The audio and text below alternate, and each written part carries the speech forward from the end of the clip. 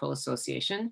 And I just wanted you to know that this is February is Psychology Month, and some of you may have seen it, but if you haven't, we have talks all month long and online that you can access. And every year we do have this Psychology Month every February. And usually we're in libraries and community centers and all sorts of other organizations. But this year we've decided, of course, because of COVID, that we're trying something different.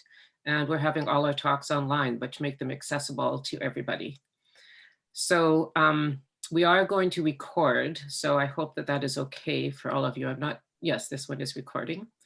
And we also want you to know that the BC Psychological Association provides a referral service. If you or someone you know is in need of a psychologist, as you can see on the slide, you can go to our website, you can call, and you can search by name, you can search by what you're looking for, you can search by location, but you can search by language. So with that short introduction, I'm just going to introduce you to Sammy, who will be teaching and talking about emotional intelligence in your family. So Sammy's an RCC with she's an RCC in private practice, and she's a school psychologist in the Coquitlam School District. And she works with children and families. And you can take it away, Sammy. Thank you, Beverly. Hi, everyone. Thanks for joining us tonight. We're going to spend the next hour or so just talking about what emotional intelligence is and to understand it a little bit better and the key elements in it, and some information and some tips on how we could grow emotional intelligence in our families, within ourselves and with our families, and most importantly in our children. You may have heard of this term, emotional intelligence, in different areas. That it's often a term that's being used in the corporate world, not just in terms of social emotional well-being. And the research has very strongly shown that it is something, emotional intelligence is something that is helping individuals grow and build strong relationships, and is actually a very important factor in determining success in children. And the beauty of emotional intelligence, which we're going to go into more, is that it's something that we can grow at any stage of life. It's not something that, if you don't meet that developmental milestone within a given time, it's going to be a deficit for the rest of your life. So that's the good part of emotional intelligence. So let's get into it. You might ask, we might think sometimes when we're observing our own children or our children interacting with other kids, with their friends or with their cousins, even with their siblings, we may come across situations where we're thinking, how come some children are able to, some kids cause conflict and others are able to resolve it? And why do some kids scream when they can't get something right and others ask for help? Initially, we may boil it down to parenting styles or not teaching our children certain skills. But as you'll see, as we go through the slides, it actually boils down to a child's level of emotional intelligence. So as parents, those of us who have children and or want to have children, we sit and it's a universal goal, I think, across all parents, all families, where we want our children to grow up and be happy. We want our children to get a good education and for them to be able to make good career choices, and for an abundance of choice to be available to them when it comes to that. We want our children to think for themselves and to be able to integrate socially. So how do we do that? We might often default to logical thinking and intelligence. That's what we might go to a child's IQ. We might think if a child really has a high IQ, is really smart, can figure things out, that they are better set to achieve these goals and these hopes that we hold for them. But research is proving to show otherwise. So a lot of research has gone into showing that actually a big predictor of success is an individual's level of emotional intelligence. And what is this emotional intelligence that we speak of? Often you can kind of relate it to a kind of a street smarts, is what emotional intelligence is, to be able to find your way around people and situations that are difficult and be able to bounce back. So if you have a high level of emotional intelligence, and emotional intelligence is something that you're working on often and it's growing, you're able to have better self-knowledge. So you're able to, or self-awareness is what we really refer to when we talk about emotional intelligence. So you're able to identify your feelings. When do those feelings arise? What happens when those feelings arise? How do we behave? How do we think? What does it do to our body? Somebody who has a higher level of EQ is able, we also notice creativity in the way they're thinking, in the way they solve the problems, in the way they approach different tasks and activities. A lot of initiative is present and is identified. And great leaders, in fact, there's been many studies done that show that the big CEOs, the successful CEOs of companies, the really respected leaders and that have really true leadership have a really high level of EQ instead of IQ. I mean, they of course have a good level of IQ too, but the EQ is what's keeping them keeping them thriving and keeping them respected and keeping them really leading in a positive way. The power of persuasiveness is high with these individuals. And I don't mean persuasiveness in the way of, it can be also seen in, using it in a malicious or conniving kind of way, but persuasiveness in terms of being able to take another person's perspective, being able to hear another person and let yourself be understood in an effective way. And so being able to negotiate and come to a resolution or a collective agreement about something. And also what we see is the ability to stand up and try again in the face of failure or in the face of disappointment. So in other words, resilience. So when things don't go your way, if plans don't pan out the way we hope, then we're able to stand up and try again and not give up. And so with that, of course, comes optimism, because we have a different perspective, different frame of looking at a situation. So these are all essential for success in life. And happiness and a good education will follow if EQ is present, if we're able to make good connections and good relationships. And saying that maybe many of you are possibly familiar with is that EQ is the real predictor of success in the workplace. So they say that IQ gets you through the door. So the good marks and the good grades that you get in school might get you into university. The good grades but to be able to really thrive in university and really do well, yes, you have to study, yes, you have to put in the hard work, but you also need to make good connections, making good connections with your peers, making good connections with your professors, being able to really connect and understand your environment. That makes the hard work in university a little bit easier. And again, in the workplace, your great grades might get you and your great resume might get you through the door, but your ability to make those connections is what's going to make your career really thrive and succeed. So let's look at the different elements of the main components of what emotional intelligence is. So first, when we talk about emotional intelligence, we look at self-awareness. So what is self-awareness? So self-awareness is being able to identify my feelings and my emotions and what it does to me. So when I am in a situation, when I'm interacting with people, the way, or when I am in some kind of an incident, or even now in a presentation, when we engaging in something, what kind of feelings and emotions arise and are elevated due to that interaction or due to that experience? If I'm able to identify those feelings and those reactions, then I'm able to manage them a bit better, which is a big important part of emotional intelligence, right? So I can then manage my feelings and my emotions because I'm aware of what is happening to me and to my experiences. So one thing we need to first understand is that our primitive brain, is our emotional brain, is the one that has always historically kept us safe, right? So is that flight and fight response that takes place.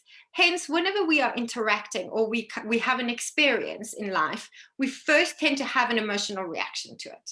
Okay, so whether that reaction might be an impulsive reaction, or whether that reaction is maybe, taking a step back, whether it's fear, whether it's anxiety, whether it's overexcitement, it's an emotional reaction that takes place first. our ability to be able to regulate and manage that is when we are able to allow our logical brain to kick in and help us regulate.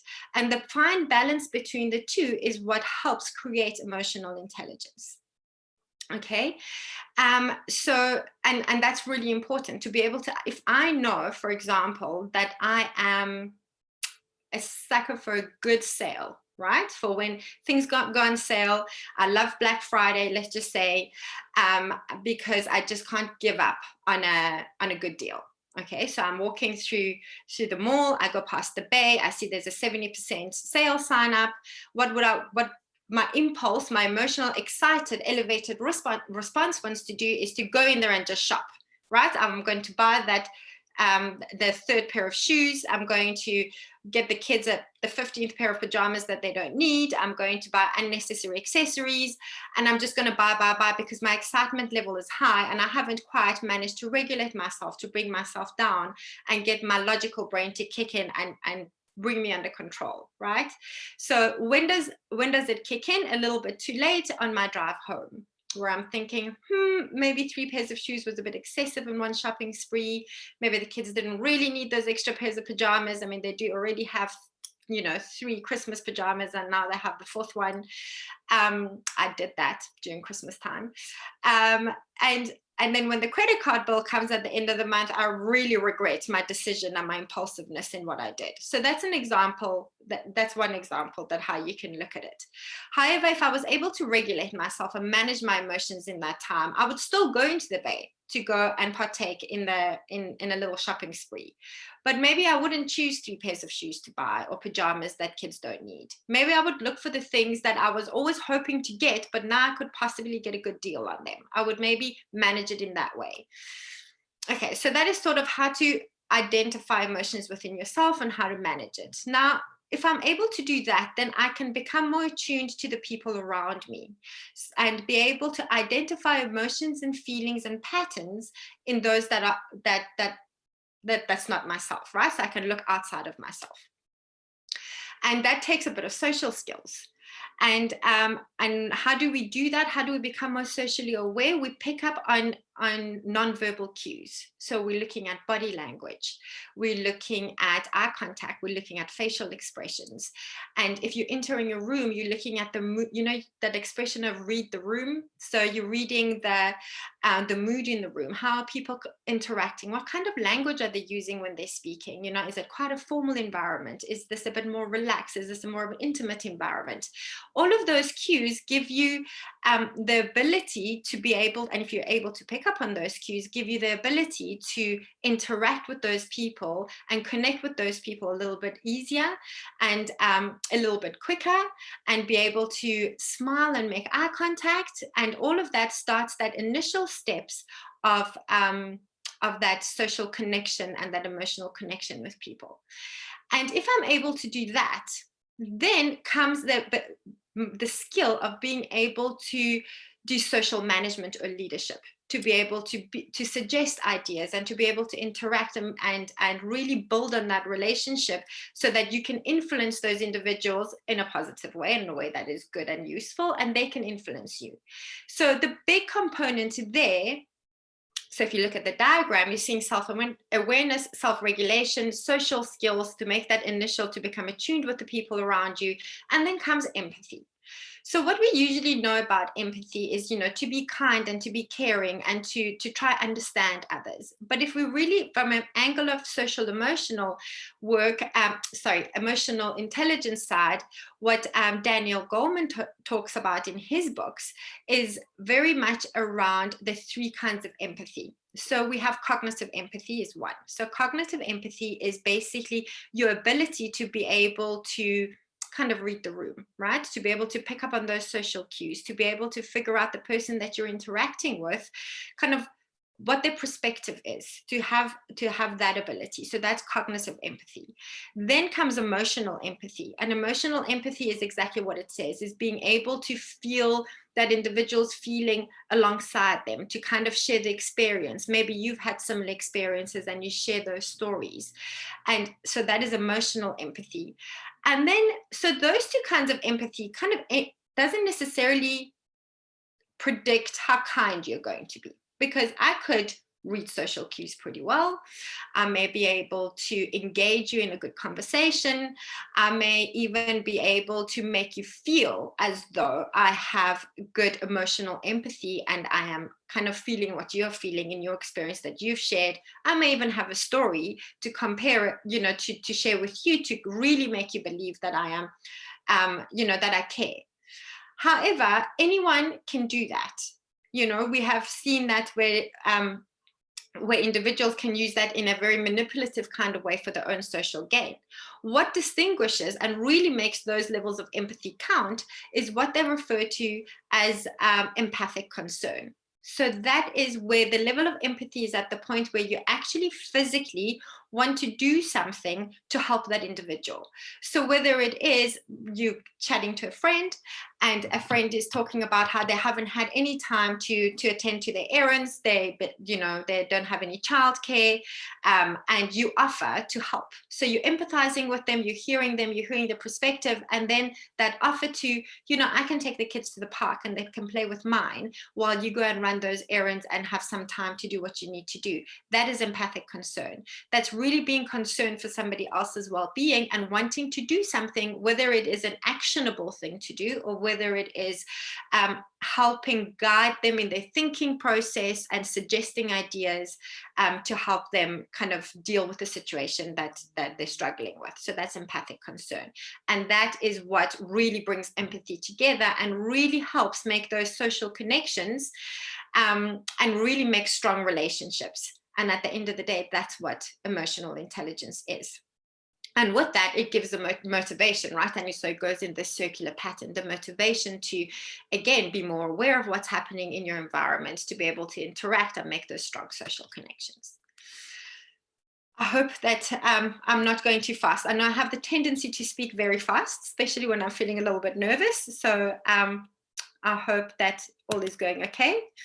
So simply put, if I am self-aware and I know my feelings in all their shades, then I can manage my feelings. And if I can manage my feelings and I can allow my kind of logical brain to come in and help out my emotional brain, then I can begin to see outside of myself.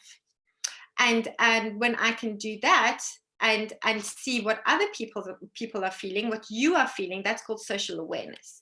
And if I'm able to do that, then I can begin to manage what you are feeling, right? So I can help you, I can empathize, I can make that social connection. And so that can help in terms of leadership, that can help in terms of with kids, when you see them playing, those children that are able to read those social cues really well, that are able to really help out their little friend. And those are the kids that have those leadership qualities. We often make the mistake of thinking the kids that are extroverted and the kids that are loud are the ones that are going to make the best leaders.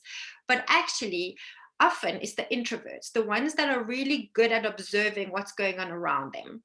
The ones that also are able to understand and identify and speak about what they're feeling and how they're feeling, are able to identify those feelings in their friends. And so they can respond accordingly. And that makes for better friendship. And then they become better leaders and better at suggesting ideas and for the ideas to kind of take off in a group situation. But we're going to get into more detail about that. So we talk about knowledge is necessary. We're going to do a little exercise, but it's not enough to create change, right? So think about something that you are very knowledgeable about, that you know facts about, okay? Take a moment and think about something that you know what's right about it, you know something that is not good for you to do, yet you still partake in. It doesn't change your behavior. You still do the things you're kind of not supposed to do, right? That's not really good for you. So a couple of examples would be like not to use the phone while we're driving, right? We all know that it's dangerous. It's not a good thing to do. It's, in fact, we could get a big fine for doing something like that. Yet I'm sure 80% of us here tonight are guilty of using our phones while we're driving in some form or manner at some point, right? So we have knowledge about it, but it doesn't change our behavior. Doing exercise. We all know that exercise is good for us. We should do this regularly. We should elevate our heart rate at least 2 to 3 times a week. We may get into rhythms of doing this pretty well, and then it dissipates and we don't continue.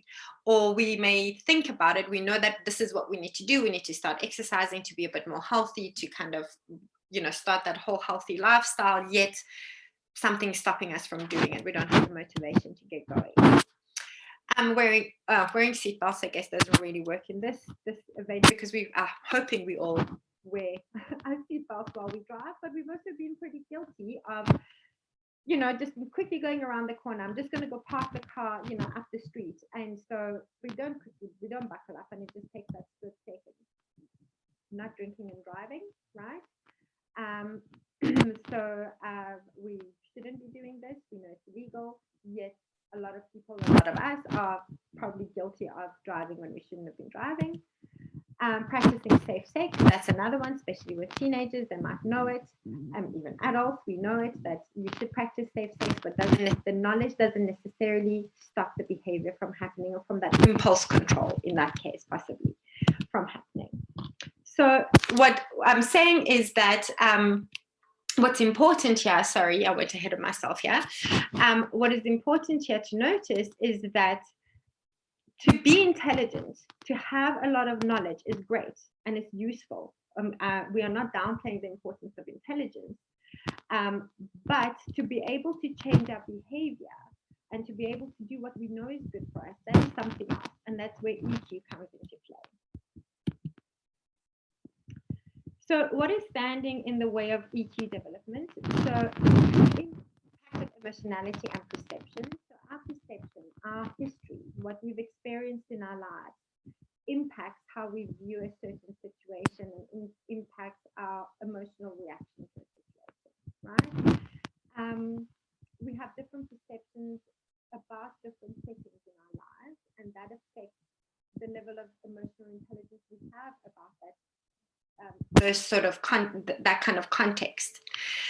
And we need to just remember that all of us, especially our children, often are more susceptible to they're more susceptible to the perception, right? And they mostly lead an emotional life before they lead an intellectual life. So when they feel like, so if they have a perception, for example, I'll use my own child, for example. So in kindergarten, she had an amazing teacher. She loved her.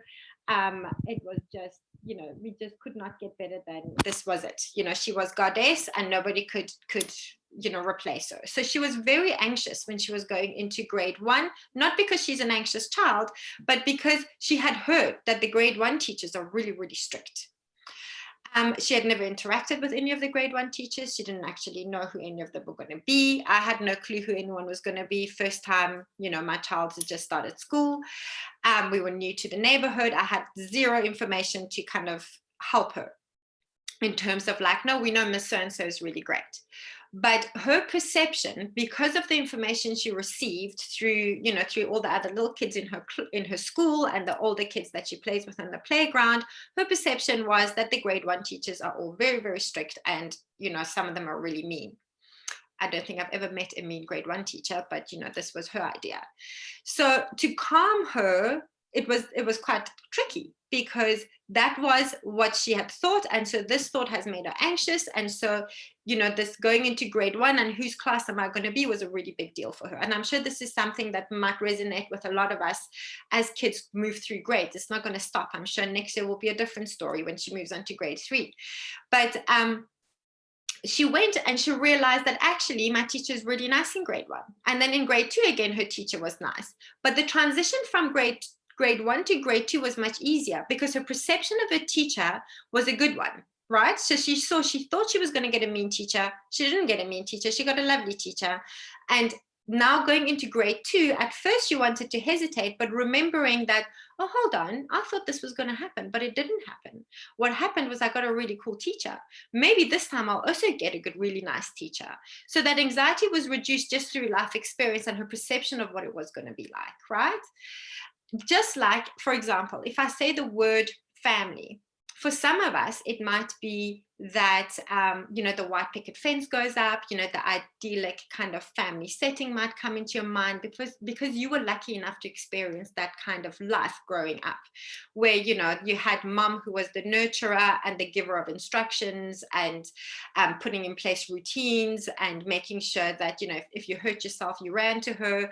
Dad was the fun, loving, outdoorsy kind of guy. You had great life experiences going on holidays and good times and weekends and going for hikes, all these lovely things that happen. So when I say the word family, a warm, fuzzy feeling and these beautiful images might run through your head.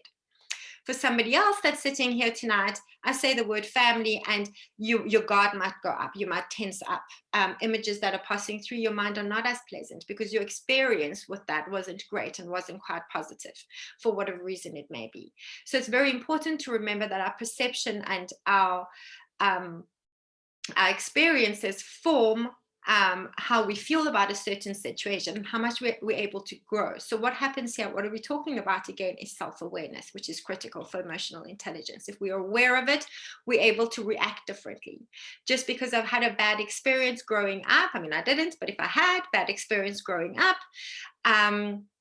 and my family life wasn't that idyllic family, we experienced some trauma or some hardship, does not mean that that needs to be my script moving forward. And that doesn't need to be the script for my children, because I'm aware of it. And so I can do things differently so that the outcome is different. So obviously, speaking about that, it comes into how emotion plays a really important role in all aspects of life, right? Learning, I've put that right at the top because here tonight we're talking about children, right? So if I am emotionally not available, okay, so if I'm preoccupied, whether it's by worrisome thoughts, whether I'm preoccupied by a fight that I had with a friend of mine, or preoccupied by the disruptive morning I had this morning before getting to school, then I'm not going to be completely available to learning because I'm still stuck in that emotion and in that feeling. I haven't had the opportunity yet to speak about it and to process it, or to just even acknowledge it yet. So it is still very much in the forefront of my every action, and I'm not really open to learning to the best of my ability. And this is why, especially in our school system, it's, at least here in BC, social emotional learning is really a big part of the curriculum, and it's really, really important. There's a study that was done with kids in a school in New Zealand, where they, and also in a school in Harlem, where children that have come from really, really troublesome backgrounds and really have experienced horrendous things that nobody should ever have to experience. And so, of course, you can imagine the environment in the school was very, very disruptive, very volatile, lots of anxiety and acting out behaviors was going on. And a few of the younger grades, so the foundational grades, I think it was like something between the ages of like 6 or 5 and 8. What they did was that they asked each child, or they gave each child a little stuffy. The stuffy was placed on their stomach, and everybody lay down at some point, like in the middle of the day when they needed to kind of calm down and regroup. And all they did was put the little stuffy on their tummies, and they just focus for 2 or 3 minutes about breathing in, breathing out, and watching the stuffy kind of going up and down, up and down. And that would, because of course and that would just help them calm down and help them to refocus and help them to be present in the classroom environment and get ready for learning. And they noticed how the work just improved, the engagement in learning just improved. And that's just to go to show how important it is what emotional state your child is in before they start their learning for the day. Okay. Then we have decision making. So our emotions, I'm sure you've experienced it many times in your lives, where when you're feeling very emotional, whether your anxiety that's elevated or you're very overexcited, you've made some impulsive decisions, something that you may have either been lucky that you made the good decision, or you may have regretted that you've been a bit impulsive in your decision making, because our emotions play a huge role in how decisive we are, first of all, and what kind of decisions we make. They may play an important role in our personal achievements. So that's again, and we're going to talk about this again later, about our what we say to ourselves, right? Like, yes, I can do this, or no, I don't have the skills. So that internal dialogue, what we say to ourselves. Emotions, as we've spoken a lot about now, play an important role in managing our relationships. So where we are at emotionally and being aware of what we're feeling really impacts how we react to our children, how our children react to us, how we react to the other people that are around us that we interact with. And it's very contagious, right? You've noticed how if somebody, if your child comes into the car when you go to pick them up after school and they've had a bad day, you can kind of feel that, like that tenseness as they sit in the car. How was your day? Fine, right? You get that kind of response. Did you do anything fun? I don't remember. I don't know. And you know that he hasn't or she hasn't had a great day, and you need to find a way to kind of, break that barrier and start having conversations around what's happened and how did it feel and how did you deal with it, and helping them to become more resilient, which we will talk about. And then it affects our self-motivation, right? Our emotions, if we're feeling excited about something, we'll be more motivated to interact with it. If we feel skilled in something, we feel more motivated to engage in that task. Building lifelong connections, of course, we've spoken about that. That's that's all the different levels of empathy that we spoke about, and it creating our worldview. So and again, like we spoke about, your perception of what family is or what schooling is. If I've had a negative schooling experience, I may feel anxious for my child in school because maybe they're going to get bullied if I was bullied at school and didn't know how to stand my ground or didn't know how to be more assertive. That might be something that I'm hypersensitive about, and so I may project that on my child and their experiences. So it's very important to be aware.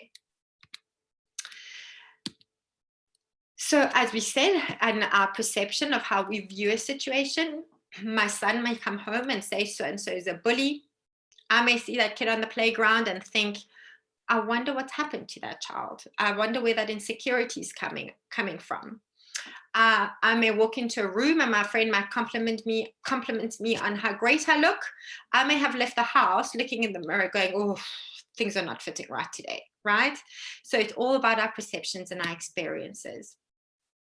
Asking the right questions and using the right language can really change and shift our perception to a more useful one. So again, that's what we spoke about briefly just now, as our internal dialogue, what we say to each other. Often I work with children. So when I work as a school psychologist and we engage in assessments, I spend a lot of time trying to encourage children to just try their best. Trying to let them know I'm not trying to give you a pass or a fail mark. I'm just trying to see how you're figuring things out. You're on the right track, keep going. And often in those one-on-one situations, I notice how often children are, the dialogue makes such a difference in their performance. Even if a student would be struggling, like really struggling to work something out, they would be able to persevere for longer if their dialogue to themselves, what they say, that positive self-talk is there. Things like, I had this little guy once, they're saying, right, okay, this one's going to be a tough one, but it's all right. Okay, I can do this. And he didn't care whether I was in the room or not. He was just talking to himself. And that was the way he went through the whole day for 3 hours. That's just how he was. And he persevered and he did well. He worked really, really hard to do what he did that day. And you could see he knew he needed to put a lot of energy in that day. But his dialogue was just such a positive one that he was able to just keep himself going. At the end of the day, he also said to me, because I am so tired. I haven't been this tired. My brain just feels so tired. And this is like a little 9-year-old. And I said, well, how did you do it? How did you manage to spend so much time with me today? And he said, you know what? I just knew. I told myself, just do it. Just do it because you can. And that's what got him going. And I thought that was so beautiful and insightful of a little 9-year-old. Where I've also had children that, if you really want to go measuring IQ, if you want to go by that are really intelligent, yet the internal dialogue, what they're saying to themselves is more defeatist. So I can see signs of intelligence. I can see that this kid is really smart. I can see they can solve problems, but they don't actually reach their potential in showing me results, mostly because they're constantly saying to themselves things like, oh, I can't do this, this is difficult, I don't know how this is, this kind of work is really tricky for me. That's the default that they go to, and it's probably because of their experiences, because math has been really difficult for them in class, trying to keep track on what the teacher's saying and keep up with the tasks that they need to do really takes a lot of energy out of them, and it is hard work for them. And now that they're sitting here to do this, it's taking a lot. And for them to shift that dialogue is really important. It makes a really, really big difference. So our history, whether we are told we're kind, loving, or are we told that we're awful, that we're selfish, that makes a big, big impact on our emotional intelligence, and whether it stunts it or whether we get to develop and grow it. Our life circumstances, whether I've experienced different life events, it will impact my emotional intelligence because of experiences and what I've learned and how I've managed to express it. It's not to say that every time you experience an adverse life event or your child experiences an adverse life event, that is going to stunt their EQ. It doesn't. It doesn't need to be that. It can very much grow it. And it can be an opportunity to learn more on identifying what this emotion does, how to deal with it, and increase resilience. So we don't need to be, of course, nobody wants negative life events. Nobody wants their children to be hurt or being emotionally harmed in any way. But life happens, and there are things that are beyond our control, events beyond our control that happen.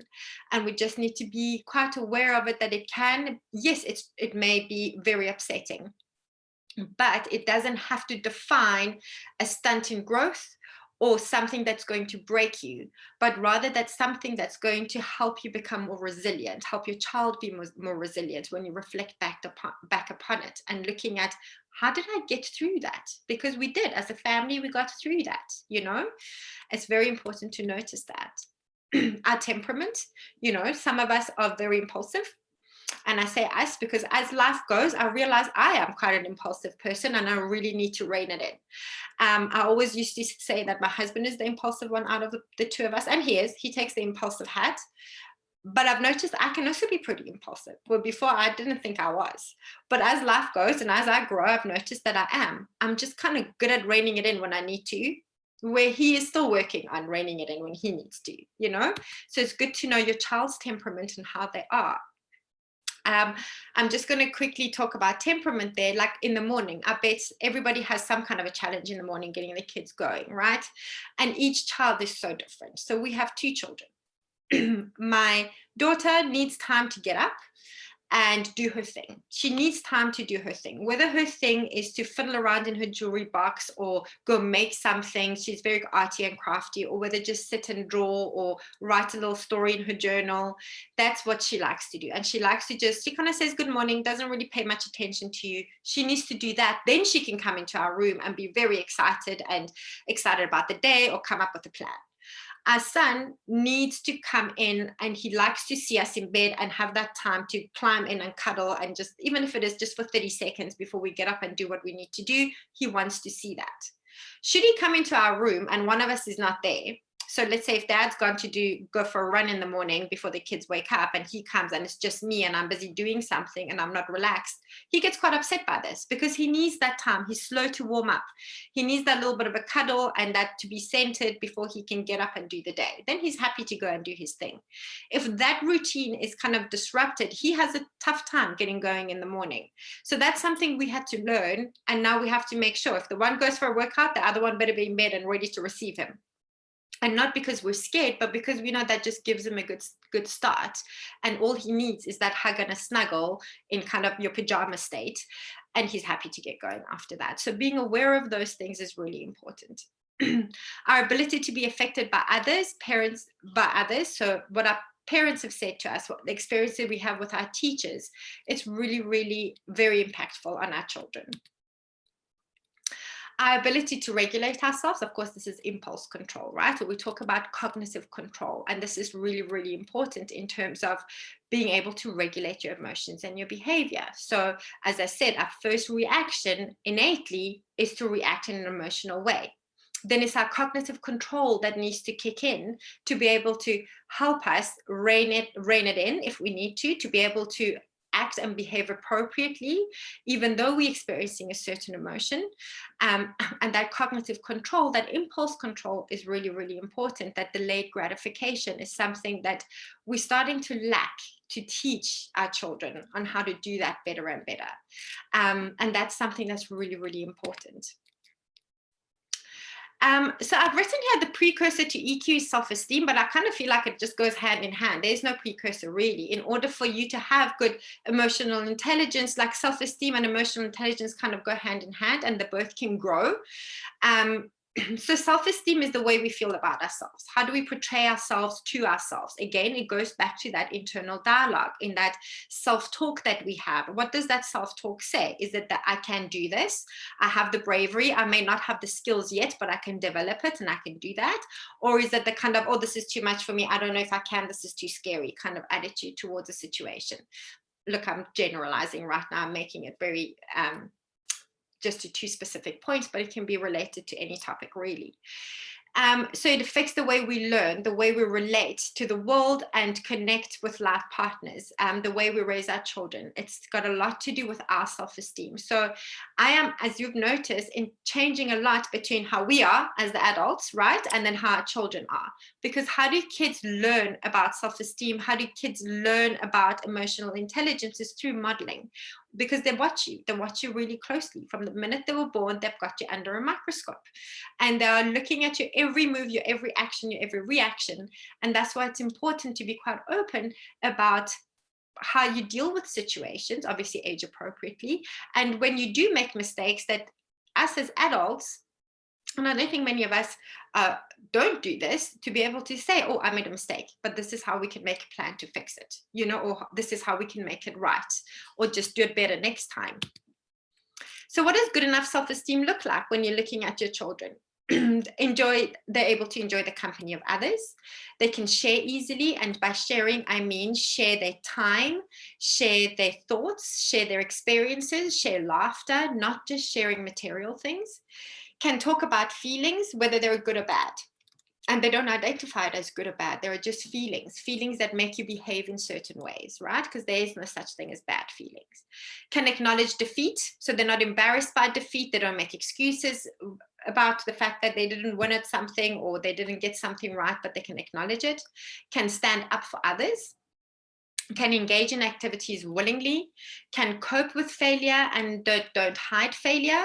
So they don't have the need for perfectionism. Yes, they want to achieve and do well. And yes, they have goals and aspirations. But when things don't go their way, the resilience kicks in, right? They're able to stand up and try it differently, or brainstorm with you to try to see how to try it differently. They don't generalize defeat to all different areas. Like I did badly in one math quiz and now so I suck at math. I can never do it right. I'm just terrible with numbers. We don't make that kind of generalization. Can follow rules even when they don't work for them. For example, the biggest one in every single household, screen time, right? No, we cannot eat in front of the TV. No, you've had enough game time. It's a rule that works for no child, because they all would like to watch another program. They would all like to play for another 10 minutes. And the rule that you've put into place is now time is done, and for them to be able to follow those rules, even though they don't like it. So what we need for self-esteem, to the four main components of self-esteem. So this model has been used to help also with youth at risk, in many studies. And this is the four components in order that we look at is, it's called the circle of courage. It's actually taken from how some native Indian tribes kind of do that. It takes a village to raise a child kind of framework, and how we need these elements in our lives, in any individual, not just the child, to have good self-esteem and be a whole person. One is belonging. So that's that sense of community, right? So I belong to this family. I feel like I'm a contributing member of this family or this community. If you are an adult, and maybe if we're not talking about children, then a sense of opportunity and a sense of mastery. And this is not just in academics that we're talking about, but for being able to do tasks and being given the opportunity to do tasks independently, to do tasks and be successful at it. And that's really important. And this is where the idea of, setting really realistic goals with your child is important.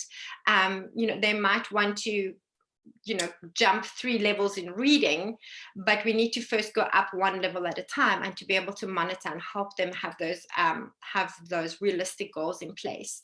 Then independence. So the opportunity to be independent, the opportunity to be able to do tasks on their own, to responsibilities that you in the household. So giving chores and giving responsibility in the home is really important, because then they feel like they're contributing, they belong, they're able to do things on their own, and they're able to be successful. So do you see how interlinked they all are? And then comes generosity. And this generosity, again, is not just with giving you something that I have to share, but I'm generous with my time. I'm generous as in I want to help others. My empathy is there. And all of these components work together to help form self-esteem in any individual. How will I know my child is struggling? So these are just some things to watch out for. Hypersensitive to criticism, sulks or pouts and cries easily, cheats at games or is a bad loser, has a tendency to want to boss people around or bully them, or sees himself as a victim all the time, struggle to interact with other children or with other siblings.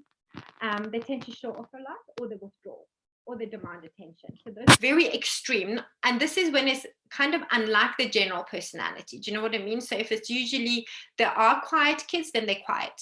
But usually they're outgoing and suddenly they're withdrawing, or they're demanding attention and being really,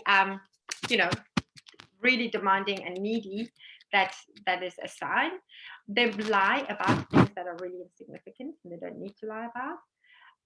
Use their defenses in the wrong context, that become highly defensive and angry in situations, or deny things in situations that really doesn't need that kind of a reaction, or won't participate in activities that would otherwise, there's a really logical reason for them to not want to. So the good news is that EQ can be significantly improved at any stage of life, right? We've said this. So first, help your child to know him or herself. So we're going back to recapping, what do we need to do? They need to be able to identify their feelings. Usually when you don't get something right, you tend to go, you tend to give up, you tend to get really frustrated and throw your things around. That doesn't always work out so well for you. What do you think we can do instead of that? How can we do this in a way that you can feel like, you can give it more of a try? Or what part of this is it that's frustrating you? Because not the whole thing is not frustrating, usually is one specific area. Teaching them to know others, managing themselves, and then managing others. So this, of course, then all goes into the whole, this goes with being able to be self-aware, being able to tune into other people and what they're doing, understanding their perspective, and then being able to make that connection and to show empathy and to practice empathy. Getting to know themselves around feelings. So start by talking in a way they can answer. Okay, so if you want to children to get to know themselves around feelings, we need to not ask kind of like dead-end questions, right? How was school today? Fine. What did you do? Nothing. I can't remember, right? But rather asking questions like, what was the best part of your day? I didn't have a best part. Okay, so what was the worst part of your day? Or who did you smile at today? Who smiled at you today? You just want a point of conversation, or even just be more ridiculous. Who farted in class today, right? You want them to laugh, you want them to be silly, and you want them to have to think a little bit, And how was your day? Even you as an adult, if your spouse or your friend says, how was your day? I was fine. That's our default go-to. It's easy answer. Help your child to name their feelings in all their shades, rather than just bad, sad, mad, or glad. There's a huge vocabulary of words like hopeful, words like disappointed, and excited, anything. There's just a huge being jealous, because they tend to deny those negative type words, right? And jealous can be good or bad, right? A good friend of yours that has when we were allowed to have go on holiday and have vacations, is going on vacation. Oh, I'm so jealous, but not in a mean way. I'm jealous as in I'm happy for you, but I also want to go, and for them to understand there's different sides to all the emotions, and they make us react differently. Help your child to know the temperament. Slow to warm up in the morning. Remember, they're little. They don't know that this is temperament necessarily. They don't know that this is what they do. Sometimes, and with older children, we need to bring their attention to the fact that this is how they're behaving, and this is how they respond to certain situations, and what can make it easier and better, what helps them to get going easier in the morning, or be more calm and centered in the evening. Begin by naming it and not asking for it to disappear. So if there is a behavior, there's an emotion that you see is elevated, let's say there's an angry outburst that happens, instead of saying, we don't scream in this house, stop screaming. You know that there's a reason why your child is screaming. They're angry. They're angry for whatever reason it is, because something didn't go their way, because they're frustrated, because they had a fight with their friend at school, but they haven't told you about it yet, so it's coming out in the way of angry outburst. Start by naming it. Usually you react like this over something so small. Maybe they were making Lego and they couldn't make the pieces fit together, and that was enough to allow them to explode. Usually when this happens, experience tells me that something's happened at school, right? Do you want to talk about it? Do you want to tell me what's happened? And you can go through things, especially if they're younger. Did you have a fight with Joey today? Or did your teacher maybe speak to you in a stern voice, or anything like that, just to get them to speak to you about it. Even if they don't want to speak to you about it, you can say, okay, I can see you're angry, and this is why you threw everything all over the place. But the thing is, now we have to clean it all up. This is not an okay way to show angry. What we can do is we can blow a balloon up and we can pop it, right? What we can do is we can scream in a pillow to let out your angry. What we can do is we can take that big old teddy that you've got, and we can punch, to get the angry out. Or we can go outside and use the soccer ball and hit it as hard as we can against the tree. Because we want them to let their anger out. We want them to express their emotion, but in a way that is not bad for them, and that is a bit more acceptable. Oh, hold on. I don't know what happened there. Sorry about that. Okay.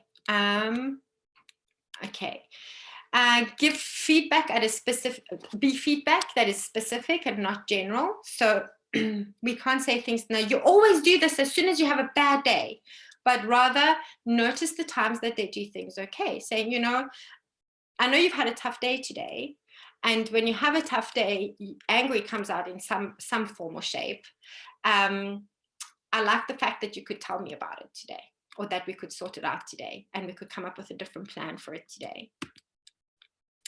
Getting to know themselves around dealing with failure. So we are very good at running in, right? And saving our children. When we think they might fail, they might hurt themselves, and it's okay. It's okay to allow our kid to not go in straight away to save them. It's okay to allow them to feel the feelings of disappointment, to kind of fall down and hurt their knee a little bit. So I'll tell you a story.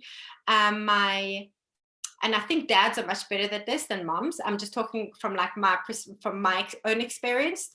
The dad in the house is much better than the mom in the house. So when our kids were first learning how to ride the little scooters, so they were teeny tiny little tots, and they're wanting to scoot around, and they had no sense of balance whatsoever. They inherited that from me.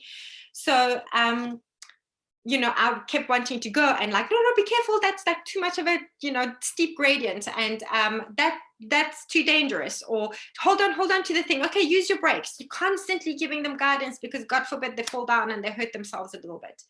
Where my husband's reaction to it was like, no, let them fall, but teach them how to fall. Because if they know how to fall, they can protect their face and not face plant, right? And now we're going to have reconstructive surgery here. But rather teach them how to tuck and roll, teach them how to protect themselves and stop themselves with their hands, because then they will be safer. Stopping them from falling, stopping them from failing is not going to teach them anything, but teaching them how to fall and how to fail and recover is what's going to teach them resilience.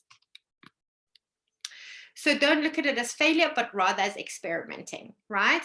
Experimenting, okay, you did this action, this is what you did, this is what worked, this is what went well, this is what didn't work. And what do we need to do differently next time? So it becomes a learning experience rather than fail or success, right? Getting to know themselves around praise and rewarding. So ask the child what they think of their own success and failure before you decide on it. So they come with a picture to you. Mom, look at my beautiful picture. You can't even really make out what they are, right? So it's some kind of a shape. You're not sure what it is, but your natural parental reaction is, oh, that's beautiful, my darling. What is it? Right? Or that's just beautiful. Wow, so many colors. Before doing that, saying, oh, wow, okay. What do you think? You know, so asking them what they think about what they've done. And they might say, oh, I like it. Or what do you think it is, Mom? And you can say, I don't know. Looks quite different. Is it a bunny? And then they're going to say, no, it's not a bunny. It's something else. Oh, okay. I can see where that is. Then you can be more specific about feedback that you're giving them. But getting them to think about it first is more important than to reflect on how they feel about it. And praise appropriately. Be specific and be careful about what you're praising, okay? And you're giving them one message at the time. I like the different colors that you use. Oh, that's quite a different kind of rainbow, you know, if it's not your typical one. Respond to throwaway comments. So by that, I mean things like when they say, they go, oh, I don't like, oh, I'm terrible at drawing though. So that's okay. I'm terrible at drawing people. And to respond to that, hear them and say to them, not just like, no, you're not bad at it, but rather, well, which part of it would you like to improve? Because I see you drawing people quite often. You obviously don't like the way you draw people. So which part of it would you like to improve on? So we respond to what they say, to things where they're being dismissive of themselves. Sincerity and selectivity in your praise. So I also often call it evidence-based praise. Praise them for something that you're noticing that they're doing differently, something that really they have made an effort in, as opposed to generalized praise. Don't overpraise, because what are we really communicating? You didn't really expect me to do that, did you? Why are you saying well done so much? Why are you saying good job so much, right? Be careful of the burden of praise. So if we're overpraising, we can also, well, not all kids, but we do stand the risk of them thinking, will you still love me if I'm not doing this well? Will you still love me if I don't draw so many pretty pictures, or, you know, make all this effort, or give you so many hugs? Praise should come from within. So let the child feel proud of himself, not just that you are proud of them, but they must be proud of them. So we often sit and have conversations about, so like today my kids were giving me feedback about changes that they have noticed. Okay, look, they are in my household, they've been trained to think like this a little bit. So they were telling me differences that they have started to notice in a specific friend that they have, and these positive changes that they've noticed about this friend. And firstly, I was flabbergasted that this is how they were speaking to me. And then I said to them, what made you want to notice that? And they said, well, you always say to us, I noticed that you did this and this and this, whether we did something right or whether we did something wrong. Sometimes we do things not right, and you say, I've noticed you doing this and this wrong, or I've noticed you doing things this way, you should do it in a different way. And she says, well, you know, I noticed these things, and so I told my friend about it. And I said, well, what happened then when you told them about it? He goes, well, they were really happy, and they had this big smile on their face, and that was really, really nice. So I said, you know, I'm really proud of you for being able to think about that, and then to be able to be brave enough to tell somebody that, because, you know, it's not always received well. We don't know how people are going to receive that kind of information. And it taught me two things today, and I thought it was just very well timed that it was today that we were doing this talk and this happened. And one, that they do pay way more attention than what I give them credit for, to how I speak and what I do, and then how important modeling is. That being said, I've also caught my children say some perlers where I can hear myself coming out of their mouths with the finger up and being all, you know, putting me in my place and putting each other in their place, where I am not very proud of. And again, they learned that through modeling too, you know. So we just need to be really, really cognizant of that and our behavior and what we're doing, because they learn a lot that way. Where else would you like this feeling, right? So when else would you like to feel this feeling of like, I made somebody else feel good and that was great, I want to do it again? Where else do you want this feeling? So getting to know themselves around praise and rewarding it, carrying on. So show appreciation or affection for cooperation with words and not external reward. I know that external reward works for many parents, that there's the reward chart and you get the stars, and then at the end of the week you get a certain reward. I find in my experience and with a lot of families I've worked for, this kind of dissipates after a while and it's not really effective. So you're always needing something better and more enticing. So they need to, it's more important to focus on praising and noting the relationship and the cooperation and the contribution that they're making with your words and with your affection and your reaction, and that's giving the same kind of feedback is way more effective than me giving you a candy at the end of the week because you did what you were supposed to do or you behaved well. The aim is to create an internal locus of control. That is when it's effective and it's sustainable. Getting to know themselves around feedback you give. So give your child specific supportive feedback. We do this often, like when I drive back from play dates, like I was impressed that you didn't react in a certain way, right? So I noticed that your friend didn't want to share a toy with you and he snatched something out of your hand. I was really impressed that you didn't hit him. Like, I was really impressed that you could control your body this time. If my child's reaction would usually be to just like hit back or be aggressive back or something like that, and he didn't do it, to acknowledge that. And then saying statements like, it's quite cool to hold back on your temper, isn't it? For them to reflect on the outcome, the positive outcome of what happened, because they managed to manage their behavior and to have some level of cognitive control over their behavior. I noticed how you helped your sister. So the observations that you make, like that was really nice. How did it feel for you to help her? Getting to know themselves around trusting feelings and making decisions. So it's a good idea sometimes to let often, to let your child pick some of their most favorite and their least favorite work, whether it's their artwork, whether it's their writing, whether it's something they've created. Why is it your favorite? To be able to reflect and think about why they like it. How do you think you've improved? And like drawing a certain picture, writing in a certain way, reading a book. How do you feel you've improved? Because we want them to be more aware of what they're doing and how it feels. This creates an internal sense of accomplishment and creates a portfolio of pride. And that's a really great thing. If it's areas that they would like to improve on, how would we want to do this differently next time? Let's say they come and they say, oh, my horse didn't come out the way I wanted to draw it. I don't know how to do this. Okay, well, how do you want to do it differently next time? Which part of it do you want to work on? What about this would you like to change? And what do we want instead? Or even saying things, what part of this are you happy with? Because out of a picture, often usually it's just one area that's not going well. That's enough for a meltdown to happen. But which part of it did go okay? Remember, when we're looking at the leader, it's too obvious to look for looking at the leader is too obvious, right? Looking for a leader is too obvious to look at the loud one, the one that, is running around and telling everybody what to do. That's not a leader. But looking at who is able to cooperate best, who's able to take initiative, who's able to laugh when the going gets tough. So we're looking for resilience, we're looking for adaptability, we're looking for flexibility, and who has perseverance and doesn't give up, because those are the skills you want to see, not for things to come easily, but to be able to work at it and to be able to have perseverance and that kind of motivation to keep going. And how can we enhance? We spoke about modeling behavior, right? So teach them how to read a room through preparation and through reflection, observing body language, observing tone of voice, observing movement in the room and with the body of people. Role playing, I do this often with my kids, whether it's role playing around being assertive or whether it's role playing around having a tough conversation or asking for help in the classroom. We role play to prepare them on how to do it. It's important for them to know my feelings and your feelings are both real.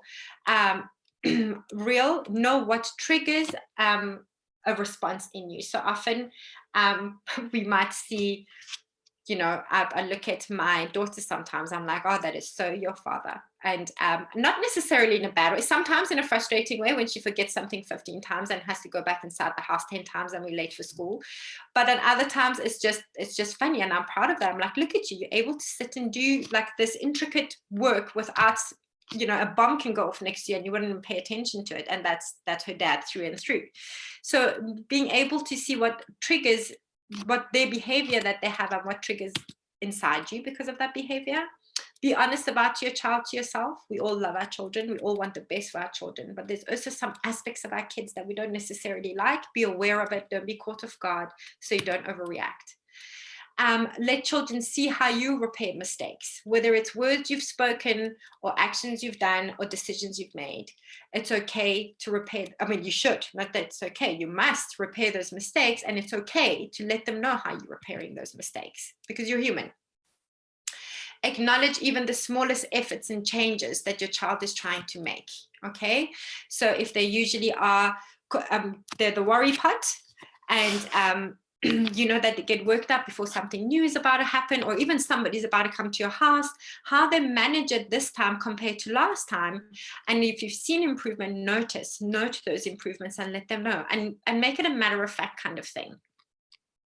Be brave as parents. So reflect, see which parts of EQ is present in your house and within yourself and which part is missing, so you know what to focus on. Resist faster is better.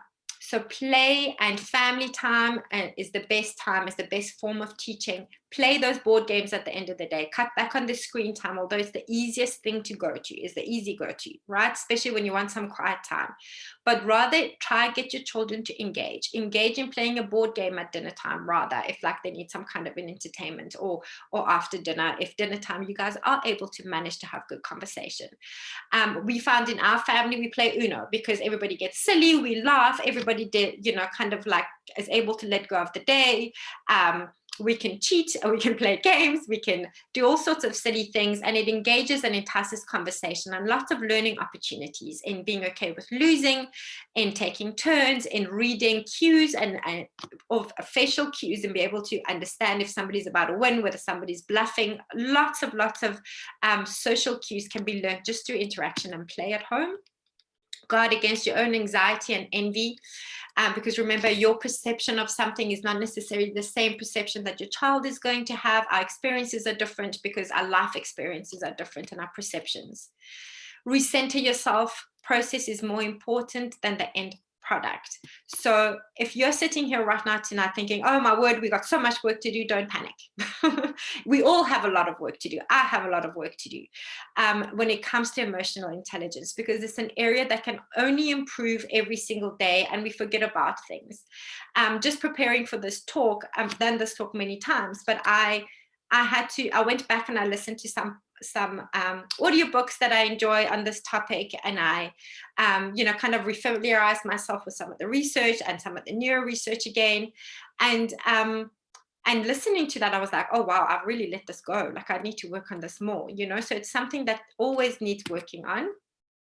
So wait and pause, let the dust of childhood settle. Don't be in a hurry to make sure they are perfect and on target all the time. The concept of good enough. Okay, I'm going to finish up now. So experiment by sometimes planning absolutely nothing. So not having so much structure is really important. You don't always need to have structure. When your child is disappointed, don't run into rescue straight away. Hang around and see what happens. Let them experiment. Once you've studied your child's temperament and learned it, work on accepting their imperfections and tolerate the concept of good enough in yourself and your child. This enhances emotional intelligence. Rules or boundaries are important, but your flexibility, so is flexibility. Having routines and flexibility in place, as flexibility is adaptability. And explain when and why routines can change and can break, and it's actually okay. So again, this is the last slide. Spend allocated quality time with your child. It's not about the hours and hours you spend, but what you do together as a family, whatever your family may look like. be fun, have game nights and DVD nights, and DVD, we don't do DVDs anymore, Netflix nights, and chatting and walking nights. It's important to have those rituals and those family times together. Sorry, this kind of went over time as I do, because I go on a tangent. Sorry about that. I hope that was useful. Any Did questions? you want to take any questions? I'm happy to take questions. Yeah, of course.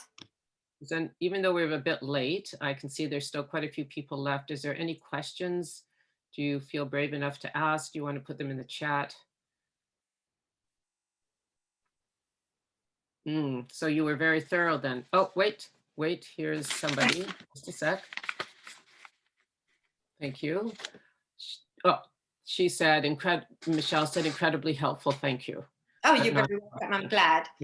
Yes. So if there are no questions, I will just thank you all for coming, and thank you, Sammy, for doing this. As you know, all the psychologists volunteer to do these talks for the full month. And I want to remind you that we have a bunch of other presentations going this month. And since you came to something on kids, I just thought I'd leave you with a few that are coming up. February 16th, Sammy is doing another one on anxiety in kids called Chase Away Your Worries. On February 11th, there's one called The Overwhelmed Parent. And February 12th, there's another one called Trauma and Development Beyond Childhood, sorry. So those are ones that do have to do with parenting, but there's ones that have all sorts of other topics. So please check out our website, and thank you so much for coming, and tell your friends that we have all these free talks, and hope to see you at yet another one. Just like there might be another chat, which was, someone said they really loved your personal stories. Oh, thank you. That's very helpful. So thank you very much, and have a nice rest of the evening.